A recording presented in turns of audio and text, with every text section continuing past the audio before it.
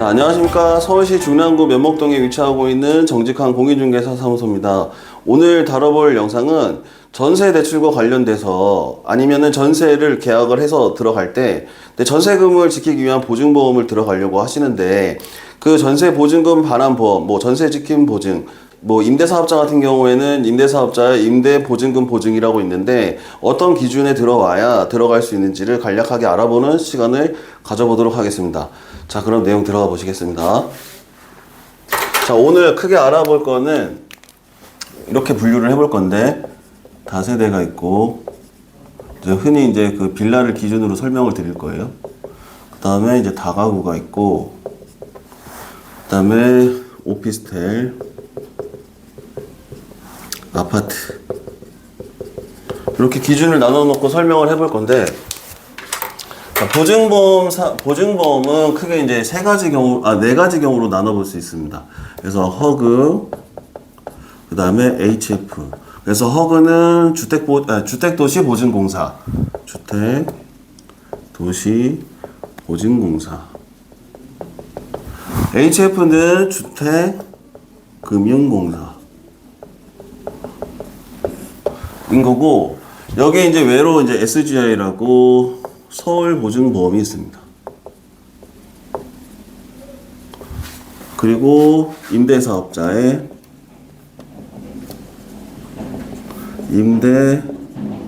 임대보증금 보증을 들 수 있습니다. 이렇게 크게 네 가지 경우로 나눠볼 수가 있는데, 허그에서 드는 보증보험은 전세 보증금 반환보험, HF에서 들 수 있는 거는 전세 지킴 보증, 임대사업자는 임대보증금 보증, 이런 식으로 서울보증보험에 보증보험을 이용하시면 되겠고 한데, 그 아파트를 기준으로 먼저 설명을 드려야 될 것 같아요. 그 이유는 아파트 같은 경우에는 보통 그 시세라는 거를 예를 들어서 이렇게 해볼까요? 보통 아파트 같은 경우에는 이런 식으로 정형화가 되어 있기 때문에 A부터 Z까지 정형화가 되어 있기 때문에 시세를 내놓기가 편리합니다. 그래서 KB 시세라는 게 존재를 하고, 만약에 KB 시세가 없다면 부동산 테크, 한국부동산원에 들어가시면 부동산 테크라고 있는데, 여기서 시세 제공을 해주고 있습니다. 시세 제공을 해주고 있고, 그래서 곱하기 담보인정 비율 90% 범위 안에 들어오면 보증보험 한도가 된다라고 보시면 됩니다.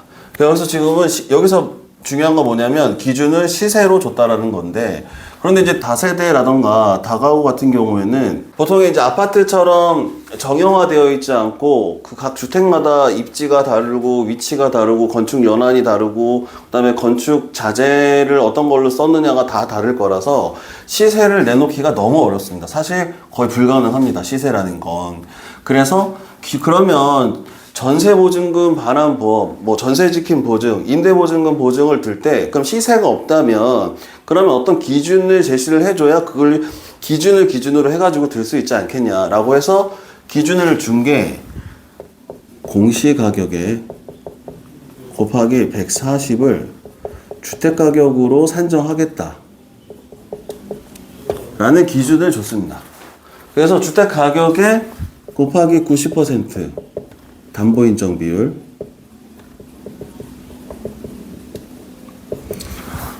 안에 들어오면 보증보험 한도가 될 텐데, 이거를 공시가격 곱하기 126%.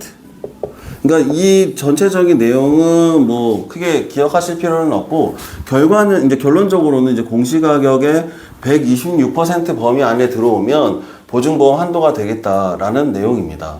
아파트 같은 경우에는 시세 기준으로 담보인정 비율 곱하기 90%가 됐다면, 다세대라던가 다가구 같은 경우에는 공시가격을 기준으로 곱하기 140은 주택가격으로 산정한 다음에 그 산정된 주택가격에 곱하기 90% 담보인정 비율 한 금액 범위 안에 들어와야 보증보험 한도가 되는 거고, 결과적으로는 공시가격 곱하기 126%가 됩니다. 그런데 임대사업자의 경우에는 조금 내용이 달라집니다. 임대사업자 같은 경우에는 공시가격에 곱하기 140% 범위 안에 들어오면 임대보증금 보증을 들 수 있겠다. 이렇게 해서 보증보험을 진행하실 수 있습니다. 네? 법인 같은 경우에는 이런 경우가 있어요. 법인은 만약에 이제 대출 상품을 이용할 거냐,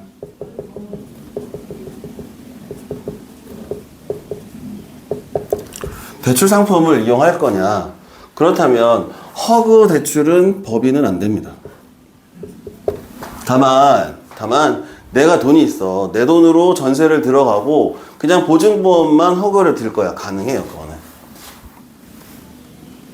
그때는 가능해요. 그러니까 허그에서 대출을 일으키고 허그에서 보증보험을 든다. 이 내용은 안 되는데 내 돈이 있고 보증보험만 허그를 이용할 거다. 이거는 가능합니다. 근데 이제 HF에서는, 그러니까 허그는 집 상태를 기준으로 해서 나오기 때문에 이런 일이 생기는 거고, 근데 이제 그 HF에서 전세 대출을 일으켜가지고 보증보험을 들어갈 거다. 그때는 뭐 가능합니다. 그럼 HF에서 전세 대출을 발생을 시키고, 그 다음에 HF에 전세 지킴 보증을 들어가면 됩니다.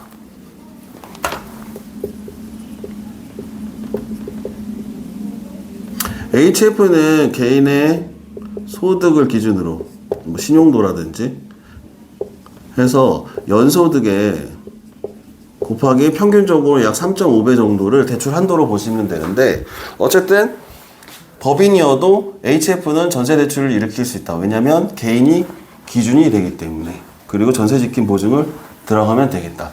근데 그 법인인데 임대사업자야. 그러면 HF에서 HF에서 전세 대출을 일으키고 전세 지킴 보증을 들어도 되고, 아니면 임대사업자의 임대보증금 보증을 들면 되겠다. 입니다. 이렇게고, 허그에서 전세 대출을 일으키면 허그에서는 전세 보증금 반환 보험이 자동 가입이 됩니다. 그리고 HF에서 전세 지킴 보증은 HF 상품을 이용을 할 때만 전세 지킴 보증을 들 수 있습니다. 근데 허그는 허그에서 대출을 일으키지 않고 내 돈이 따로 있고 내 돈으로 전세 계약을 하고 보증보험만 허그를 이용해서 따로 들 수 있습니다. 아니면 내 돈이 있고 SGI, 서울보증보험을 이용해서 보증보험을 들 수 있습니다. 아니면 들어가려는 집이 이 주택임대사업자의 소유주가, 그러면 내 돈으로 전세 계약을 하고 주택임대사업자의 임대보증금 보증을 들 수 있습니다. 이렇게 해결해 보실 수 있을 것 같고, 자, 이번에는 다가구에 대해서 설명을 해보겠습니다. 다가구는 사실 이론적으로는 허그의 전세 보증금 반환보험, 그 다음에 HF의 전세 지킴 보증, 이론적으로는 가능합니다. 가능하다고 되어 있는데, 사실 안 된다라고 보통 저희가 이제 말씀을 많이 드려요. 어렵기 때문인데, 그 기준을 보면 다가구는 공시가격에 곱하기 140을 주택가격으로 산정하고 곱하기 담보인정 비율 90% 적용한 주택가액에 곱하기 80% 범위 안에 들어와야 보증보험을 들어주겠다라는 건데, 이 절차가 굉장히 까다로워요. 사실 그 안에 들어가다 보면 다가구 같은 경우에는 선순위 세입자라는 문제가 부딪힙니다. 선순위 세입자라는 문제가 이제 부딪히기 때문에 조건이 많이 까다로운데, 이 전체 세입자의 보증금의 합, 나보다 먼저 들어선 세입자들의 전체 보증금의 합과 그 다음에 이 건물이 혹시 대출을 받아놨어. 그럼 그 근저당을 더한 금액, 그러니까 나보다 먼저 들어선 세입자의 보증금의 합, 그 다음에 이 집에 근저당이 잡혀 있다면 그 금액의 합이 주택가액의 80% 안에 들어와야 보증보험이 가입 가능하니, 그래서 이제 어렵다, 안 된다 얘기를 하는데, 또 그런 얘기도 있어요. 다가구 같은 경우에 한 호에서 뭐 보증보험을 들고 있다면 다른 세대는 보증보험이 안 된다라는 얘기가 있더라고. 그래가지고 이 기준이 그렇다면 나머지 집들은 안전하지가 않아가지고 보증보험을 안 들어주는 거냐? 사실은 안전하지 않으면 이 집에 들어가지 않았을 텐데 라는 거에서 출발을 해본 게 HF에다가 문의를 해봤습니다. 이런 얘기가 있던데 혹시 이런 기준은 HF에서 기준을 마련해 준 거냐고 했더니 HF에서 그런 기준은 없대요. 그래서 이제 은행에서 위탁받아가지고 이제 업무 대행을 하고 있는데 그건 이제 은행에서 재량권 판단한다고 하는 것 같더라고. 그럼에도 불구하고 그렇다 치더라도 보통 이제 부동산에서 다가구는 그 전세 보증금 보증이 안 된다고 하니 그러면 이 전체 호에 보증보험을 들지 않은 세입자가 그러니까 뭐 전체 세입자가 뭐 보증보험에 들지 않고 있을 수도 있겠다라는 가정에서 이제 한번 그러면 서류라도 들이밀어 보자. 뭐 만약에 이제 저희가 보통 계약을 할 때 그 조건부 계약을 하거든요. 그래서 뭐 보증보험이 안 되면 뭐 그간의 금원을 돌려준다라는 조건부로 계약을 진행하기 때문에 이런 경우 전체가 보증보험이 안 들었을 수도 있겠으니 그러면 한 호라도 들 수 있다면 그게 우리가 계약하는 그 집이 될 수도 있겠고 아니면 HF에서 이런 기준은 없다라고 했으니 그렇다면 한 번 더 그 서류는 제출해가지고 가능한지 유무를 한번 은행 재량에다가 맡겨보겠다 뭐 이런 내용입니다. 그래서 이제 다가구 같은 경우에는 사실 이론적으로는 어렵다 하지만 사실 넣어 볼 수 있는 가능성도 열려는 있습니다. 열려는 있고.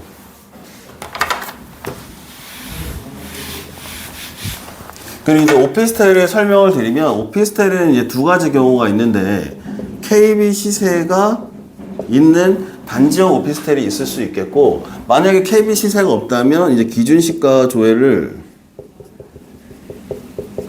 해봐야 되는 오피스텔이 있는데 만약에 이제 KB 시세가 있다면 이 오피스텔도 아파트처럼 마찬가지로 담보인정 비율 담보인정 비율 90%를 보증보험 한도라고 보면 될 거고 만약에 KB 시세가 없어 그러면 기준시가 조회를 해야 되는데 주택의 공시가격은 그 국토부에서 제공하는 주택 공시가격 알림이 서비스를 이용하시면 될 거고 기준시가 조회는 홈택스 국세청에서 제공하고 있는 홈택스에 들어가시면 기준시가 조회가 가능한데 기준시가 곱하기 120% 범위 안에 들어오면 이제 보증보험을 들어줄 수 있겠다라는 기준으로 대략 살펴보시면 될 것 같습니다. 자, 그래서